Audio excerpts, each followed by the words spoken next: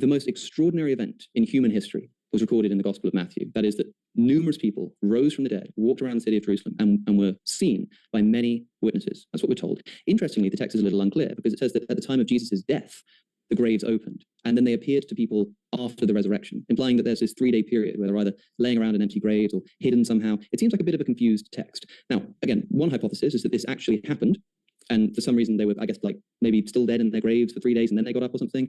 And that this is, although, like I say, the most extraordinary event that's ever happened in the history of our species and seen by many people, recorded in the Gospel of Matthew in one passing sentence, but is not mentioned in Mark or Luke or John. It's not mentioned in Josephus. It's not mentioned in Acts. It's not mentioned in any other historical source. People will say this is an argument from silence. Somebody said to me recently, oh, we don't have any written sources of the destruction of Pompeii either. That doesn't mean it didn't happen. Sure. But imagine that we had numerous sources writing about the city of Pompeii at the time that it was destroyed by a volcanic eruption that didn't mention the volcano.